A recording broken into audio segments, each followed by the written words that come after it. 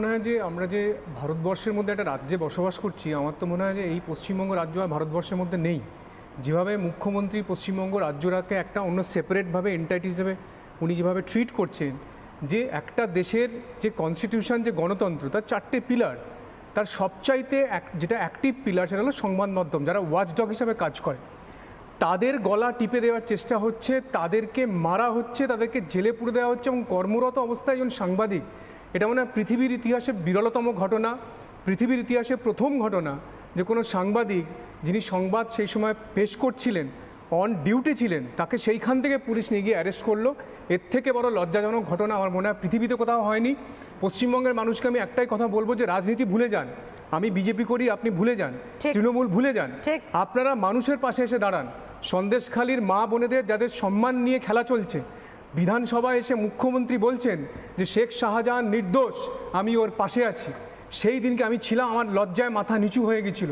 যে মা বোনেরা কাঁদতে কাঁদতে বলছে যে বছরের পর বছর ধরে আমাদের ভুলুণ্ঠিত হচ্ছে, আমাদের ইজ্জত, আমাদের সম্মান, সেখানে একজন মহিলা মুখ্যমন্ত্রী বিধানসভায় দাঁড়িয়ে তিনি স্টেটমেন্ট দিচ্ছেন যে না, শেখ শাহজাহান কোনো দোষ করেনি। এবং সেইটাই রিপাবলিক বাংলা সকাল থেকে রাত অবধি জেগে মানুষের পাশে, মানুষের কাছে পৌঁছে দিচ্ছিলেন যে কীভাবে সন্দেশখালীতে নির্মম অত্যাচার চলছে। এবং সেটাই অন্যায়, যে কেন অন্যায়ের বিরুদ্ধে সন্তু পান, স্বর্ণালী, ময়ূক, বিশাখার মতো সাংবাদিকরা, তারা কেন অন্যায়কে মানুষের কাছে পৌঁছে দেবেন, এটাই তাদের সবচাইতে বড় অন্যায়।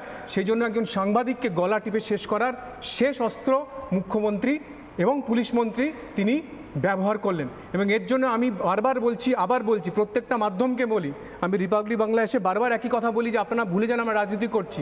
এটা মানুষের সম্মান, মা বোনের সম্মান, সংবাদ মাধ্যমের সম্মান। আপনারা এগিয়ে আসুন, আর ঘরে বসে থাকবেন না, সবাই রাস্তায় নামুন। এর প্রতিবাদ আমাদের রাস্তায় নেমে করতে হবে। এবং কলকাতার কিছু যারা বিশিষ্ট ব্যক্তি আছেন, বিশিষ্ট সাংসদ, মহিলা, ভদ্রলোক, বিশিষ্ট কবি, সাহিত্যিক, পরিচালক, চলচ্চিত্রকার, যারা উত্তরপ্রদেশে কিছু হলে, চায়নাতে কিছু হলে, বিহারে কিছু হলে, যারা এখানে রাস্তায় নেমে পড়েন, যারা মোমবাতি মিছিল করেন, তারা কোথায়? তারা এখন দরজা জানলা বন্ধ করে লুকিয়ে মুখ দেখাবে কোথায়, দেখতে পাচ্ছেন না ওখানে। যিনি নাটক করছেন, যে সমস্ত সাংবাদিক, সাংসদরা নাটক করছেন যে 5 বছর তো তার অধিবেশন শেষ হয়ে গেল, একজন মহিলা সাংসদকে দেখলাম যে তার লোকসভার 5 বছর টার্ম শেষ হয়ে যাওয়ার পরে সে পদত্যাগ করছেন। আরে তিনি তো প্রথমে মহিলা, গিয়ে বলার সাহস নেই সন্দেশখালী মা বোনের সম্মান নিয়ে খেলা করছে। একজন সাংসদ যিনি থাকবেন কি থাকবেন না, রাজনীতি আমার পিছু ছাড়তে পারছে না, এত বড় স্টেটমেন্ট দিচ্ছেন, তিনি নাকি রাজনীতির ঊর্ধ্বে গিয়ে কথা বলেন, তিনি নাকি রাজনীতি বোঝেন না। তিনি এইটুকু বুঝছেন না যে ওই সন্দেশখালীতে মা বোনদের সম্মান নষ্ট হচ্ছে।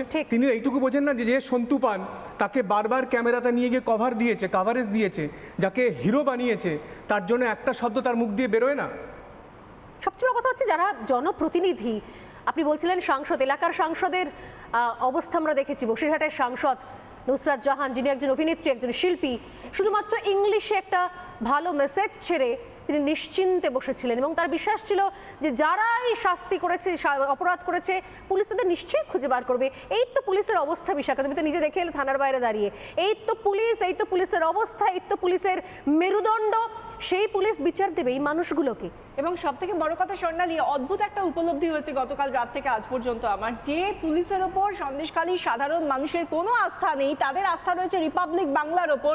তারা ছুটে ছুটে এসে বলছেন আমাদের কথাটা আপনারা তুলে ধরুন, আমরা এত বছর ধরে যন্ত্রণা ভোগ করছি, বলতে পারেনি, কেউ শুনেনি, তাদের কথা কেউ শুনেনি আজ পর্যন্ত।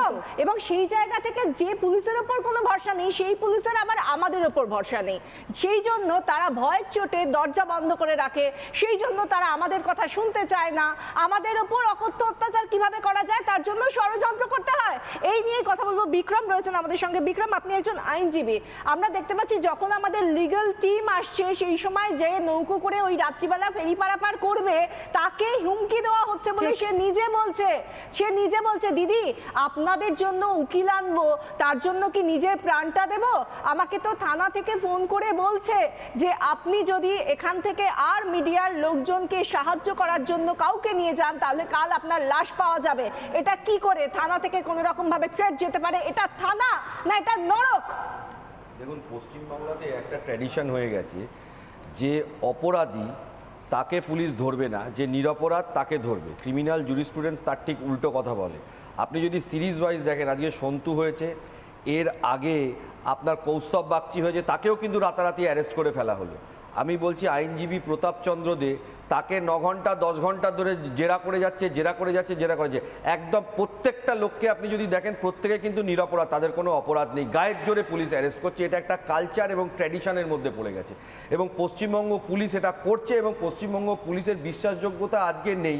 আজকে যে সন্তুকে অ্যারেস্ট করেছে কেউ বিশ্বাস করবে না সন্তুর নামে এই ধরনের কেস, সারা পশ্চিমবাংলার কোনো মানুষই বিশ্বাস করবে না। এটা ফলস কেস দিয়ে সন্তুকে ড্র্যাগ করানোর চেষ্টা করছে। আজকে পুলিশ পিসি প্রেয়ার দিয়েছে, অথচ শাহজাহান শেখ যে আছে তাকে তো পুলিশ ধরছে না।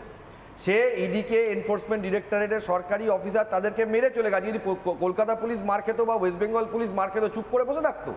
এটা হলো পুলিশের গাজোয়ারি এবং পুলিশ ননস্টপ এই জিনিস করে যাচ্ছে। আরও একটা বড় ব্যাপার, আমি অবাক হয়ে গেলাম, যে অফেন্স যে সেকশনে কেস হয়েছে একটা সেকশনও অ্যাবভ 7 ইয়ার্স অফেন্স, কোনো 7 ইয়ার্সের ওপরে কোনো সেকশন নেই, সেইখানে without 41 notice in violation of Arnesh Kumar সন্তুকে অ্যারেস্ট করার কি ছিল? আমি নিজেই এটা বুঝতে পারলাম না। ওই এলাকাতে মানুষকে বেসিক্যালি ভয়ে সন্ত্রস্ত করে রাখা, আর কিছু না। কারণ হলো ওই মানুষকে যদি সন্ত্রস্ত না করে রাখে সত্যিটা দিনের পর দিন বেরিয়ে আসবে। আর্নেস্ট কুমার ভায়োলেশন করে অ্যারেস্ট করার ট্র্যাডিশন পশ্চিমবাংলায় এখন সব জায়গাতে হচ্ছে। আজকে সন্তুর ঘটনাতে সারা পশ্চিমবাংলার মানুষ দেখতে পাচ্ছে, সারা ভারতবর্ষের মানুষ। নিঃসন্দেহে ভয়ের পরিবেশ, আমি একটা জিনিস ইন্টারাপ্ট করছি, শুধু ভয়ের পরিবেশ ওখানকার এলাকার মানুষের জন্য নয়, ভয়ের পরিবেশ সরাসরি বার্তা সোজাসুজি বার্তা আমাদেরকে। আমরা যারা ডে 1 থেকে ওখানে গিয়ে, আমি তো বলছি নাম করে করে, সমাদ্রিতা মুখার্জি, পিঙ্কি অধিকারী, মধুমিতা চৌধুরী, বিশাখা রুদ্র, আমি নিজে সেখানে উপস্থিত ছিলাম, আমরা বারবার করে গিয়ে এই মহিলা রিপোর্টাররা গিয়ে ওখানে ডে 1 থেকে যে সমস্ত নারকীয় অভিজ্ঞতা তুলে ধরেছে, আমাদেরকে বার্তা মেসেজ দেওয়ার চেষ্টা যে এবার একজনকে তুললাম, এর পরের নাম্বারটা তুমি হতে পারো, অতএব সামলে যাও, অতএব সন্দেশখালীতে এসো না। ডেফিনেটলি, কারণ সেইখানে ওই জন্য সেকশন 34 লাগিয়ে রেখেছে, কমন ইন্টেনশনে যদি সবাইকে টেনে দেওয়া যায়। কিন্তু আমি এটা বিশ্বাস করি রিপাবলিক বাংলা কখনোই ভয়ে পিছিয়ে আসবে না এবং তারা লড়াই করবে।